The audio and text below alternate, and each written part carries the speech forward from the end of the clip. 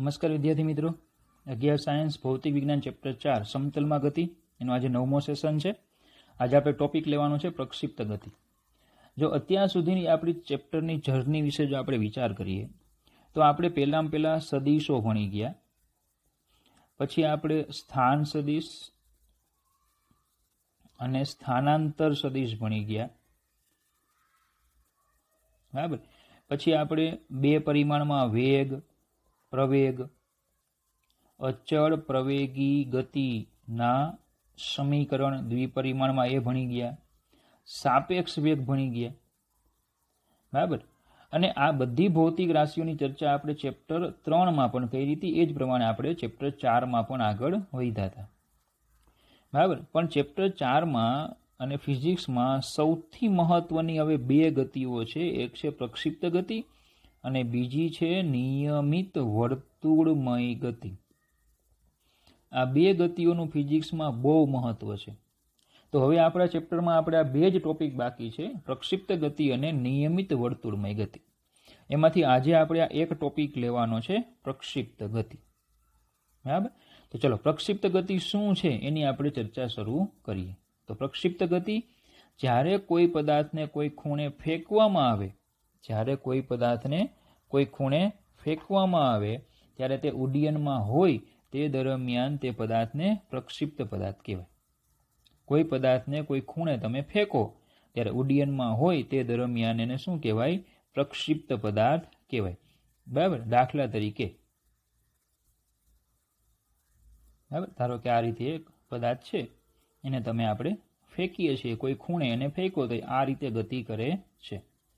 તો આ પદાર્થને શું કહેવાય? ગતિ દરમિયાન પ્રક્ષિપ્ત પદાર્થ. અને જે આ ગતિ થાય છે એ ગતિને કહેવાય પ્રક્ષિપ્ત ગતિ, બરાબર.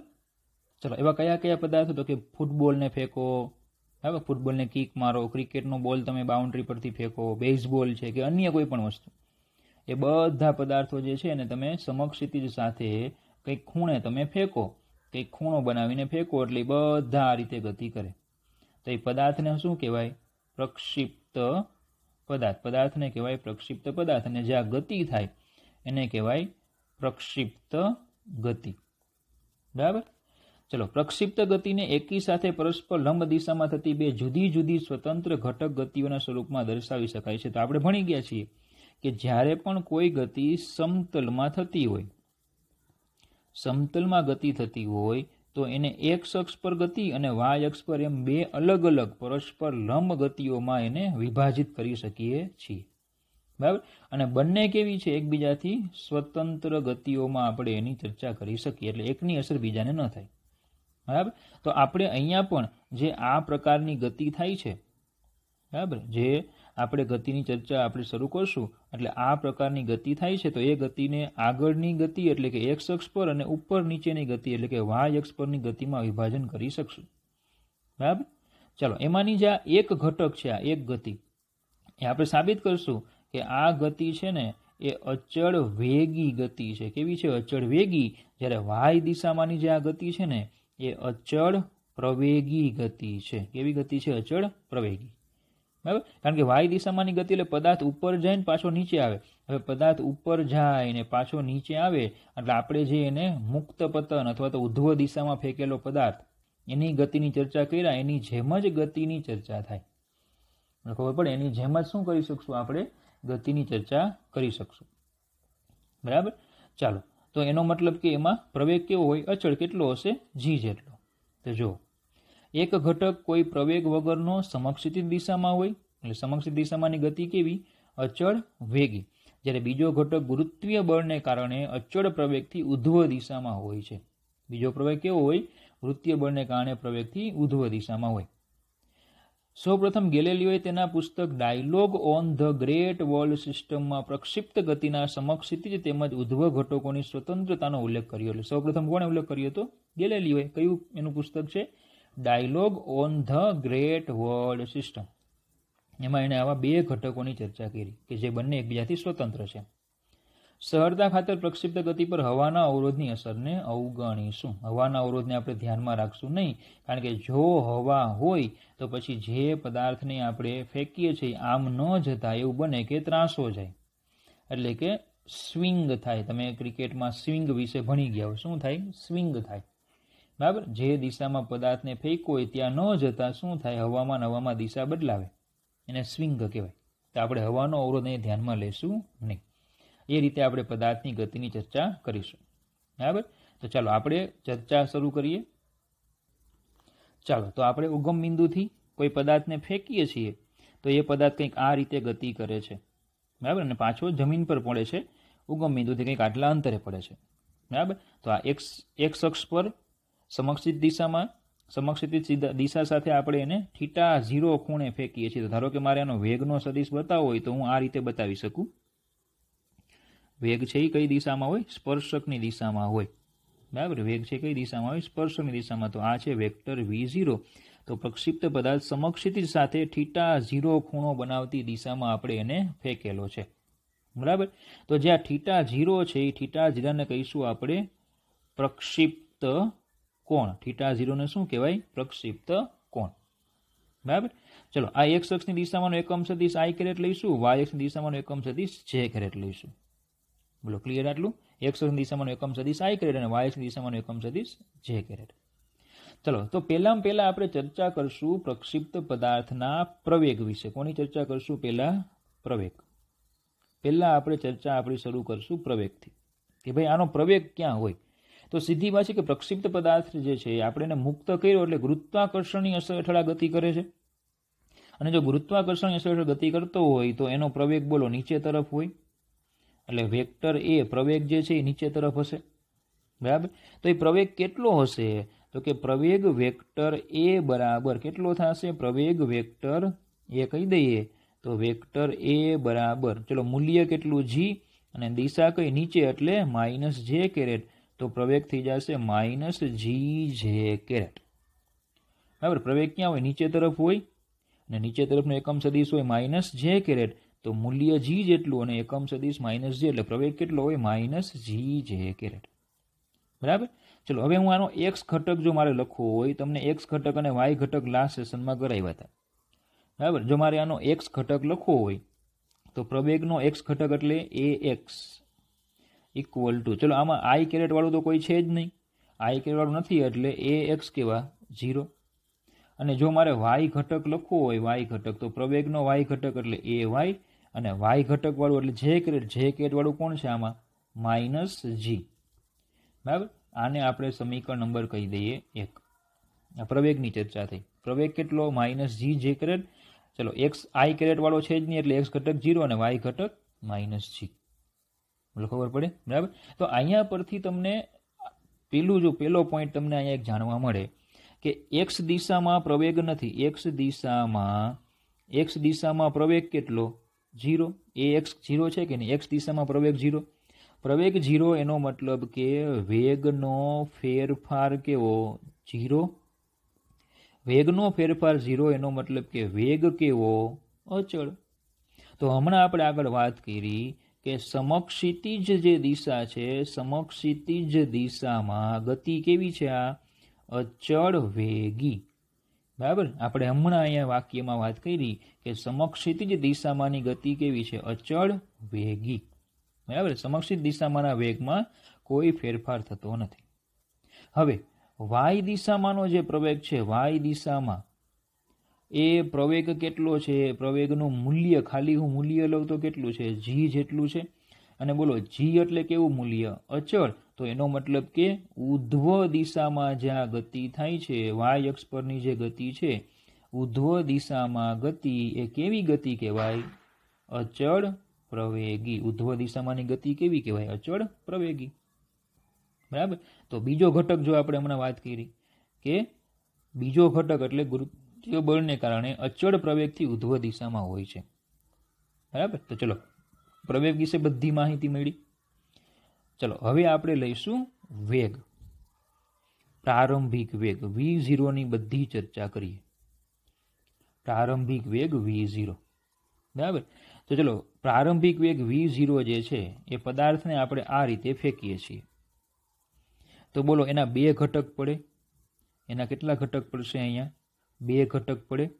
કે એક ઘટક જે છે એ एक्स अक्षनी दिशामां आ रीते आवशे अने बीजो घटक छे ए वाय अक्ष पर बोलो आ रीते आवशे। बराबर। तो चलो एक्स घटक तो खूणो बनावे ते कोस, तो v0x नो एक्स घटक जो आपणे लईए एक्स घटक बराबर v0 जे छे एनो मारे एक्स घटक लखवो होय तो v0x बराबर खूणो बनावे ते कोस अने बीजो साइन तो v0 sin थीटा 0 आने कही दઉં समीकरण नंबर 2 बराबर। खूणो बनावे ते घटक कोस એટલે આ આવશે कोस આ આવશે sin v0 cos थीटा 0 અને v0 sin थीटा 0 बराबर।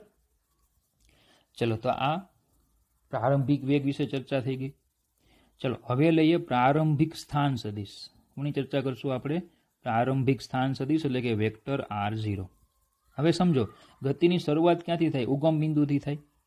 જો ઉગમ બિંદુથી શરૂઆત થાય તો પછી એનો મતલબ એવો કહેવાય કે પ્રારંભિક સ્થાન સદિશ જે છે પ્રારંભિક સ્થાન સદિશ વેક્ટર r0 બરાબર શું થઈ જશે? 0। ચલો r0 એટલે એને x0 y0 પણ લખાય બરાબર 0। તો એનો મતલબ એવો થાય કે x0 બરાબર 0 અને y0 બરાબર પણ 0 બરાબર। આ પ્રારંભિક સ્થાન સદિશ થઈ ગયો। चलो हवे लईए एनो अंतिम स्थान सदिश एनी चर्चा आपणे करी आर बराबर। એટલે કોઈ પણ t સમયનો આપણે સ્થાન સદિશ એનો લઈએ। હવે r જે છે એના આપણે ઘટકોના સ્વરૂપમાં તમને સમજાવ્યું હતું। r જે છે એનો મારે x ઘટક લખવો હોય તો x બરાબર v0 બરાબર x બરાબર x0 plus v0xt plus half axt²। R J छे आपणे आर ने आपणे घटकोना स्वरूपमां आ रीते लखावेलुं x बराबर x0 plus v0t plus half axt²। Last सेशनमां आपणे आ घटक मेळव्या छे। सेम y घटक लखવો होय तो y बराबर y0 plus v0yt plus half ayt²। y बराबर y0 plus v0yt plus ayt²। बराबर। चलो जो तो आमा किंमतो मूको तो x0 पहला तो जो x0 केटला मुकाशे 0 ऊपर आप्या छे। v0x केटला मुकाशे तो के v0 cos थीटा 0 समीकरण 1 मां ऊपर छे। जो प्रवेग ax केटला छे 0 प्रवेगनो x घटक बोलो जो अहींया 0 छे बराबर। तो आटली किंमतो आपणे मूकीए तो x केटला आवशे? x बराबर v0 cos थीटा 0t बोलो आटलू थाय v0 cos थीटा 0t। चलो हवे y में जो y0 तो के तो 0 v0y तो के v0 sin थीटा 0 અને ay કેટલો છે -g। જો પ્રવેગનો y ઘટક કેટલો -g। તો ચલો આમાં કિંમત મૂકશો તો શું આવશે? y બરાબર v0 sin theta 0t minus half gt² आने कही दઉં समीकरण नंबर 3। तो आ बात थी गई आर नी कोईपण टी समये तेनु स्थान। हवे चर्चा करशु वी नी कोईपण टी समये तेनो वेग बराबर। चलो तो पछी v बराबर v0 प्लस at प्रमाणे आपने वेग मळे तो हूँ खाली ने खाली एना x घटक लखूँ तो vx बराबर v0 प्लस at एटले axt अने vy बराबर v0y प्लस ayt। चलो vx बराबर v0x एटले v0 cos थीटा 0 ने ax तो 0 एटले पती गयुं। vy बराबर v0 sin theta 0 minus ay केटला माइनस प्लस ay केटला g minus g into t ay केटला माइनस g इंटू t। चलो आने आखरे संयुक्त नंबर आपी दईए 4। ओके तो जे समीकरण नंबर पहला तो 3 छे कयु समीकरण? समीकरण नंबर 3 जे छे आ ए समीकरण नंबर 3 छे ए कोई पण टी समय माटे समय टी माटे प्रारंभिक वेग v0 तथा प्रक्षिप्त कोण थीटा 0 ना पदमां प्रक्षिप्त पदार्थना स्थानना x अने y घटको आपे छे बराबर। समीकरण 3 जे छे ए शुं छे? टी v0 અને थीटा 0 टी कोईपण समये प्रारंभिक वेग v0 અને प्रक्षिप्त कोण थीटा 0 ना पदमां x અને y ना शुं आपे छे? घटको आपे x અને y घटको आपे। અને જે વેગના બે ઘટકો છે, મતલબ કે સમીકરણ નંબર 4 છે, એમાં વેગના બે ઘટકો છે, એક્સ ઘટક છે એ અને વાય ઘટક છે તે. તો એક્સ ઘટકને તમે સમીકરણમાં જુઓ, એમાં ટી તો છે જ નહીં, આમાં ટી તો નથી, બરાબર. ટી ન હોય તો પ્રારંભિક વેગ હંમેશા અચળ હોય. પ્રક્ષિપ્ત કોણ છે θ0 એ પણ અચળ હોય. એક વખત પદાર્થને ફેંકી દીધો પછી બદલાય નહીં. તો એનો મતલબ કે v0 અને θ0 અચળ, તો એનો મતલબ કે vx કેવો ઘટક છે? અચળ. ચલો, આનો મતલબ એવો કે સમક્ષિતિજ દિશામાં વેગ કેવો? અચળ. સમક્ષિતિજ દિશામાંનો વેગ કેવો? અચળ. સમક્ષિતિજ દિશામાંનો વેગ કેવો છે? અચળ છે. તો હમણાં આપણે આગળ વાત કરી કે સમક્ષિતિજ દિશામાંનો વેગ અચળ હોય.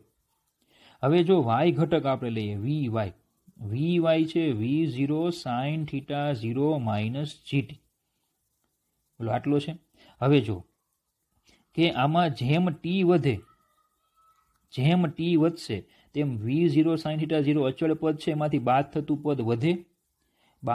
પદ વધે, એટલે કે gt જે છે એ વધે. gt વધે તો આમાંથી જેમ વધારે ને વધારે બાદ થશે તેમ vy કેવો થાય? ઘટે. પણ હવે જોજો કેવી રમત થાય છે. જો કે આ એક અચળ મૂલ્ય છે, દાખલા તરીકે હું ધારો કે એ 10 લઈ લઉં, બરાબર. તો અત્યારે ધારો કે કોઈ સમયે gt જે છે ને એ 1 છે, એટલે 10 માઇનસ 1 થાય તો કેટલું આવશે? 9. હવે જેમ સમય વધશે, જેમ સમય વધે તેમ gt કેવો થાય? વધે. gt પહેલા કેટલો હતો? 1 હતો. ધારો કે 1 માંથી 2 થયો, તો હવે 10 માઇનસ 2 એટલે કેટલો થાય? 8. પછી પાછો વધે, સમય વધે એટલે gt વધે, 3 થયો તો કેટલો થશે? 7. તો આમ કરતા કરતા એ gt બોલો 10 થશે એટલે વેગ કેવો? 0 થાય. પણ સમય તો વધે જ અને gt પણ વધે જ. તો હવે બોલો આ 10 હતો માઇનસ, બોલો gt તો હજી વધે જ ને, એટલે gt 10 માંથી 11 થયો, 11 થયો એટલે બોલો આ -1 થયો, પણ હજુ સમય તો વધશે જ એટલે gt તો વધે જ, gt વધે એટલે આ 12 થયો એટલે -2. તો એનો અર્થ એવો થાય કે પદાર્થ જે છે એનો વેગ પહેલા કેવો થાય છે? ઘટે. જો પદાર્થ જે છે એનો વેગ પહેલા ઘટે 0 થાય, અને પછી બોલો પાછો ઋણ વેગ, એનો મતલબ દિશા ઉલટાવે, અને પછી કેવો થાય? વધે, બરાબર. શૂન્ય બને, વેગ ઘટે, શૂન્ય બને, દિશા ઉલટાવે અને વેગ વધે. તો આ તો કોના જેવી વાત થઈ? આવી ઘટના ક્યારે બને? કોઈ પદાર્થને આપણે ઉપર તરફ ફેંકીએ એટલે પહેલા એનો વેગ ઘટે, મહત્તમ ઊંચાઈ પહોંચે, વેગ શૂન્ય થાય, પછી બોલો નીચે આવે, દિશા ઉલટાવે અને વેગ વધે. તો આ વેગનો જે y ઘટક છે એ કોના જેવી વર્તણૂક ધરાવે? વેગનો y ઘટક છે એ કોના જેવી વર્તણૂક ધરાવે? તો કે શિરોલંબ દિશામાં, ઉધ્વ દિશામાં ઉછાળેલા પદાર્થની જેમ વર્તે છે. ઉધ્વ દિશામાં, કઈ દિશામાં? તો કે ઉધ્વ દિશામાં મુક્ત કરેલા પદાર્થના વેગની જેમ બદલાય છે. ઉધ્વ દિશામાં મુક્ત કરેલા પદાર્થના વેગની જેમ શું થશે? આ બદલાય છે, બરાબર. તો ટૂંકમાં એમ કહી શકીએ કે પ્રક્ષિપ્ત પદાર્થની વાય દિશામાંની જે ગતિ છે એ આપણે ઉધ્વ દિશામાં પદાર્થની ગતિ સાથે સરખામણી કરી શકો. પ્રક્ષિપ્ત પદાર્થ છે, વાય દિશામાંની ગતિ અને ઉધ્વ દિશામાંની પદાર્થની ગતિ સાથે શું કરી શકીએ? આપણે સરખામણી કરી શકીએ. બોલો, ખબર પડે? પ્રક્ષિપ્ત પદાર્થની ગતિ અને ઉધ્વ દિશામાંની પદાર્થની ગતિ સાથે શું કરી શકો? તમે સરખામણી કરી શકો, બરાબર. તો પદાર્થ જો શું થાય? પેલા ઉપર તરફ જાય, ઉપર જાય, પછી જો અહીંયા સુધી ઉપર જાય છે, પછી ઉપર જતો નથી. તો હવે જો અહીંયા વેગ સ્પર્શકની દિશામાં હોય, એના બે ઘટકો હોય. અહીંયા વેગ સ્પર્શકની દિશામાં હોય, એના બે ઘટકો હોય. પણ અહીંયા ટોચ ઉપર વેગ બોલો સ્પર્શકની દિશામાં, એટલે આમ હોય કે નહીં? તો એનો કયો ઘટક નહીં હોય? x ઘટક તો y ઘટક તો છે જ નહીં, બરાબર. એનો y ઘટક કેવો થશે? 0. મહત્તમ ઊંચાઈ y ઘટક કેવો થાય? 0. ખાલી ને ખાલી કયો ઘટક છે? એને x ઘટક છે. તો મહત્તમ ઊંચાઈ વાળું હું બિંદુ લઉં, મહત્તમ ઊંચાઈ વાળું બિંદુ લઈએ તો ત્યાં થીટા કેવો થવો જોઈએ? 0 થવો જોઈએ કે નહીં? વેગનો સમક્ષિતિ સાથેનો ઘટક કેવો થાય? 0. ચેક કરી શકો. થીટા એટલે ટેન ઇનવર્સ Vy/Vx તમે લો, y બરાબર 0 મૂકો એટલે ટેન ઇનવર્સ 0 થાય. ટેનમાં ખૂણો 0 થાય ત્યારે મૂલ્ય 0 થાય. થીટા 0 કેવા થાય? 0. એટલે કે થીટા કેવો થાય? અંતમાં ખૂણો કેવો થાય? 0. ક્યાં? મહત્તમ ઊંચાઈ. બરાબર. મહત્તમ ઊંચાઈનો વેગ કેવો થશે? માત્ર ને માત્ર x અક્ષની સમાંતર હશે તો ત્યાં ખૂણો કેવો થાય? 0. જો આ રીતે તમે જોઈ શકો. તો આ ભાઈએ જે પથ્થર ફેંકેલો હતો એ આ રીતે ગતિ કરીને ત્યાં ગયો હતો. બરાબર. ચલો હવે જો એને આપણે બરાબર થોડું આગળ લઈએ તો હવે એની ગતિ આ રીતે રજૂ કરી શકાય. બરાબર. જે ગતિ છે એને આપણે કઈ રીતે આગળ જે દિશા બતાવી આ રીતે રજૂ કરી શકીએ. બોલો ખબર પડે? બરાબર. ફરીથી એક વખત જો એ ગતિ જે છે એને આપણે જોજો આ રીતે રજૂ કરી શકીએ. તો જો અહીંયા ખાલી એક્સ ઘટક જ છે, બાકી બધે બબે ઘટકો હોય જો છે, પણ અહીંયા ખાલી કયો હોય? એક્સ ઘટક જ, અને બધા સમક્ષ દિશામાંના કેવા? અચળ. જ્યારે આ પહેલા ઉપર જાય ને પછી નીચે આવે. ઓકે બરાબર. તો મહત્તમ ઊંચાઈ કેવું થશે? થીટા 0 થશે. બરાબર. તો ટૂંકમાં આપણે અહીંયા આ પ્રવેગ V0, R0, R અને V આટલા આપણને સૂત્રો મળે છે. તો પહેલાં આપણને આ બધા સૂત્રો છે ને બરાબર ખબર પડવી જોઈએ. તો જો પહેલાં તો પ્રવેગ લઈએ. પ્રવેગ કેટલો હતો? A = -g જે કેરેટ હતો એના આપણે બે ઘટકો પાડ્યા. એક ઘટક આવ્યો ax = 0, બીજો ઘટક આવ્યો ay = -g. આને નંબર આપી દીધો પહેલો. પછી વેક્ટર V0 લીધા, એના પણ આપણે બે ઘટક લીધા. V0x એટલે V0 cos θ0 અને V0y = V0 sin θ0. બરાબર. આને નંબર આપી દઈએ 2. પછી હતો અંતિમ વેગ વેક્ટર V, એના પણ આપણે બે ઘટક લીધેલા. Vx બરાબર V0 બરાબર V0 cos θ0 અને Vy બરાબર V0 sin θ0 - gt. આ સમીકરણ નંબર 3 પ્રવેગ થઈ ગયો. પછી r ના ઘટકો પાડ્યા આપણે. ચલો r ના ઘટકોમાં x બરાબર V0 cos θ0t અને y બરાબર V0 sin θ0t -12 gt². આ થઈ ગયું નંબર 4. તો પહેલાં પ્રક્ષિપ્ત ગતિની સમજૂતીમાં તમને આટલા સૂત્રો મેળવતા આવડવા જોઈએ. આ બધા સૂત્રોની આપણે ચર્ચા કરી. બરાબર. હવે એના પરથી આપણે એક પોઈન્ટ ડિસ્કસ કરવાનો છે. સૂત્રો જે ભણી ગયા એના ઉપરથી એક પોઈન્ટ લેવાનો છે. એવા 5 પોઈન્ટ છે. ચલો પહેલો પોઈન્ટ છે પ્રક્ષિપ્ત પદાર્થની ગતિપથનું સમીકરણ. હવે પહેલા તો ગતિપથનું સમીકરણ કોને કહેવાય? બરાબર. તો જોજો, ગતિ કરતા પદાર્થના અથવા તો કણના x અને y યામો વચ્ચે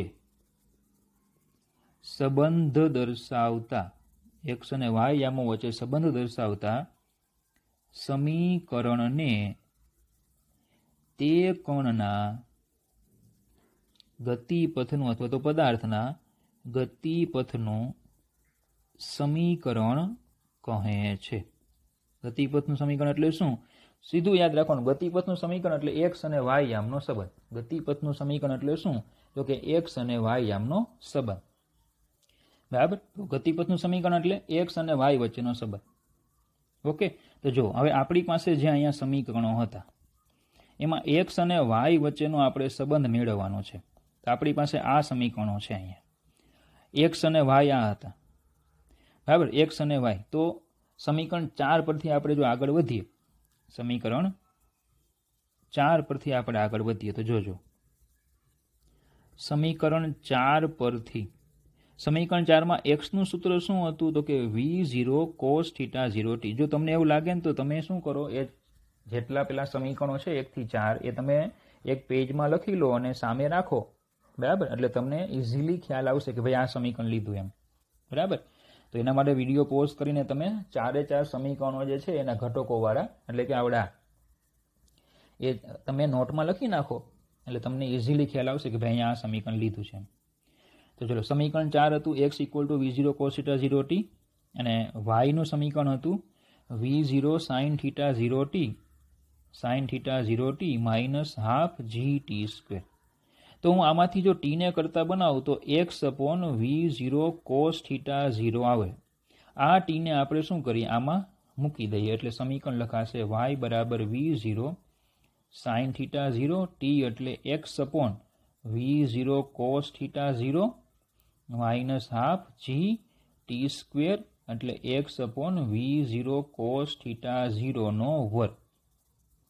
એટલે ફાઇનલી આ થઈ જશે v0 કેન્સલ થશે એટલે x sin upon cos એટલે tan θ 0 માઇનસ ત્યાં થઈ જશે gx square upon 2v0 square cos square θ 0. બરાબર. તો આ જે સમીકરણ આવ્યું એને ગતિપથનું સમીકરણ કહેવાય, x અને y વચ્ચેનો સંબંધ દર્શાવતું સમીકરણ. બરાબર. હવે જો આમાં g બરાબર θ 0 અને v0 આટલું શું હોય, અચળ હોય. g θ 0 અને v0 અચળ હોય તો પછી આ સમીકરણ એ y બરાબર, જો આમાં tan અચળ થઈ ગયું એટલે ax માઇનસ bx સ્ક્વેર જેવું થાય. g અચળ, બીજું બધું અચળ, તો આમાં x ચલ, ટૂંકમાં ખાલી x ચલ, બીજું બધું અચળ, તો y બરાબર ax માઇનસ bx સ્ક્વેર જેવું થાય. બરાબર. તો યાદ રાખજો, જે સમીકરણમાં બે ચલ હોય, કેટલા ચલ છે? બે. કેટલા? કયા કયા? x અને y. એમાં એક ચલની મહત્તમ ઘાત 1 અને બીજા ચલની મહત્તમ ઘાત 2 હોય તો આ સમીકરણ પરવલયનું સમીકરણ હોય. કોનું સમીકરણ હોય? પરવલયનું. તમે સાંકવો ભણી ગયા હોય 10મા ધોરણમાં, વર્તુળ, પરવલય એવું બધું ભણી ગયા હોય. તો આજે આપણો ગતિમાર્ગ છે એ ગતિમાર્ગ કોના જેવો છે? પરવલય આકારનો છે. આજે આપણે ગતિમાર્ગ અહીંયા લીધો એ કેવો છે? આ પરવલય. એટલે આ માર્ગને કયો માર્ગ કહેવાય? પરવલય.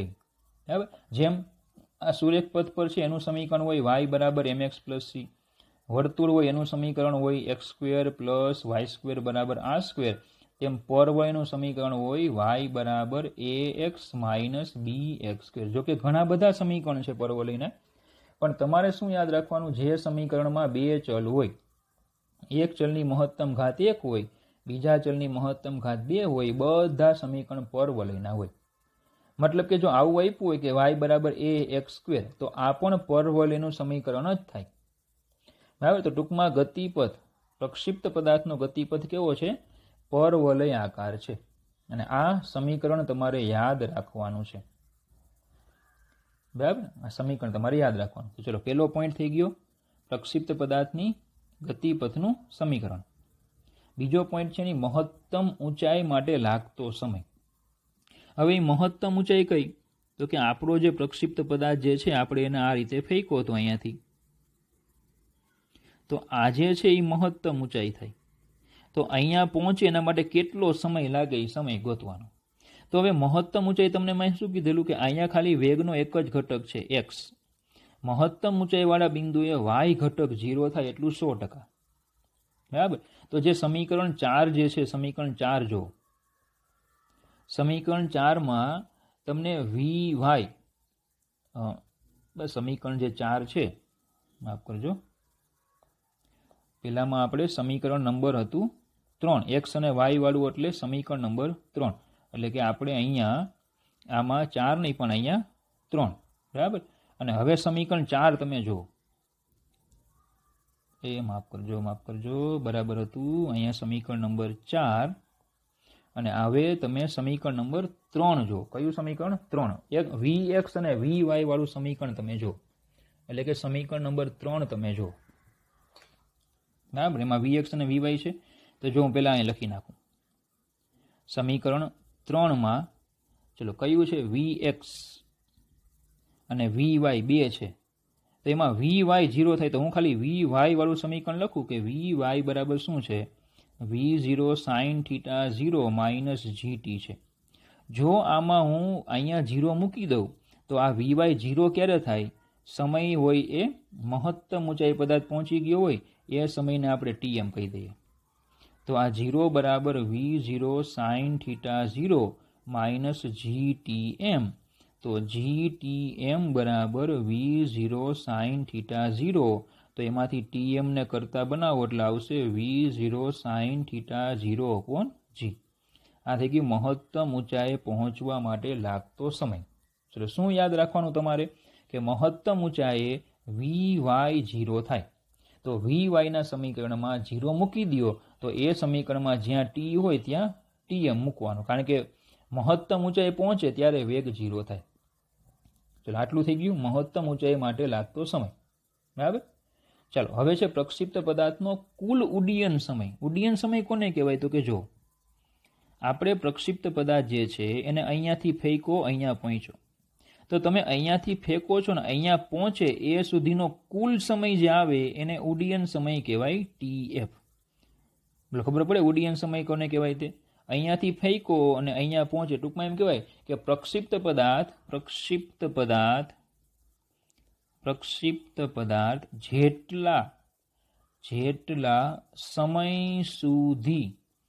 જેટલા સમય સુધી હવામાં રહે તેને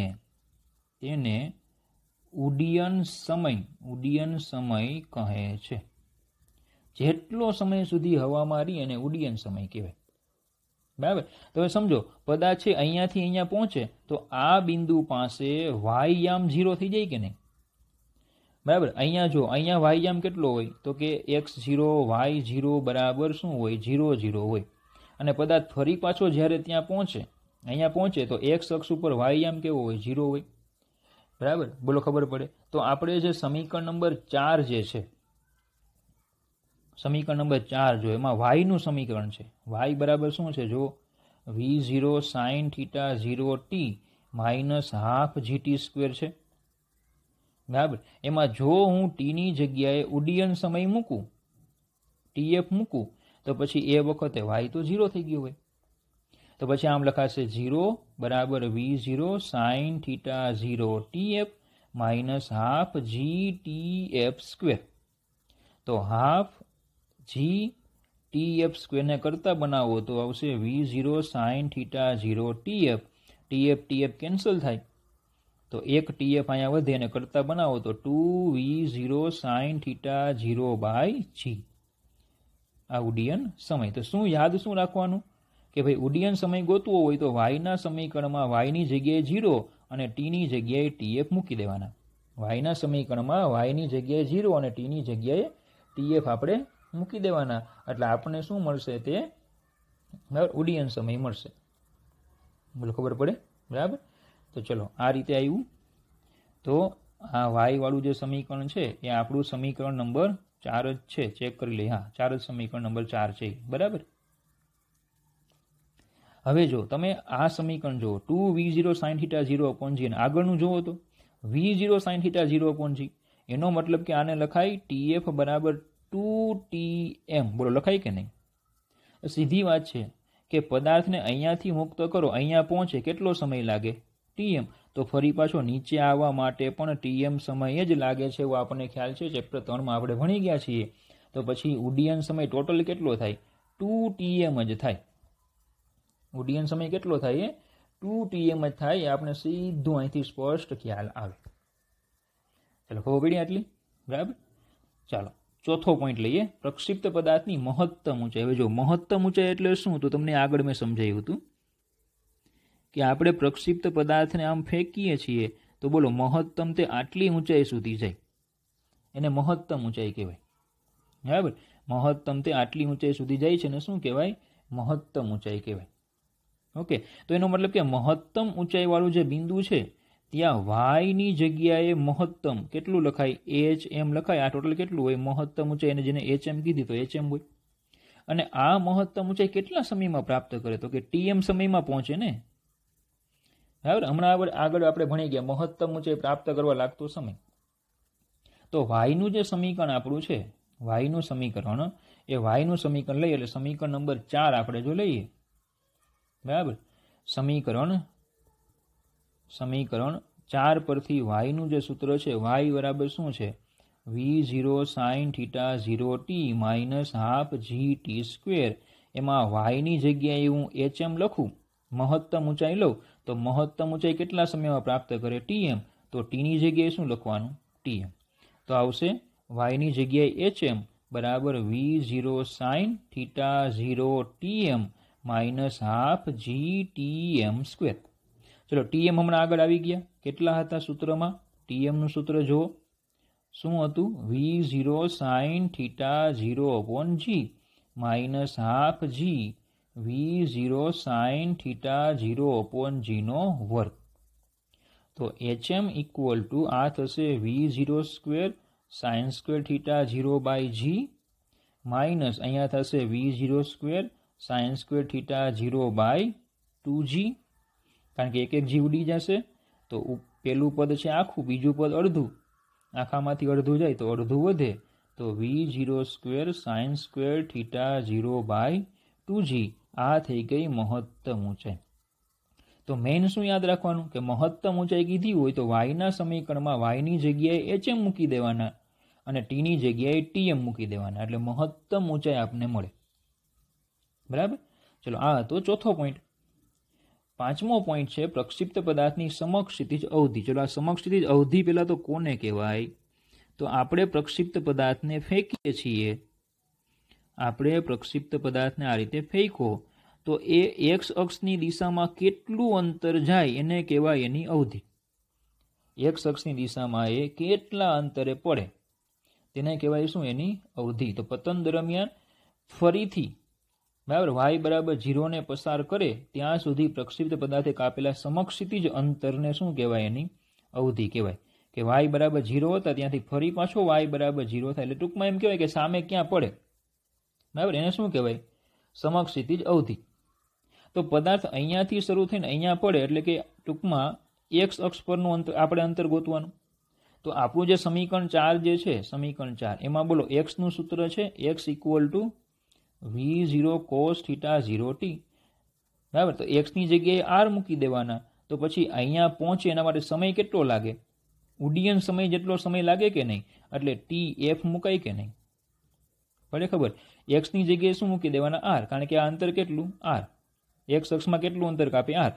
તો પછી અહીંયા ક્યારે પહોંચે? tf સમયે પહોંચે, બરાબર.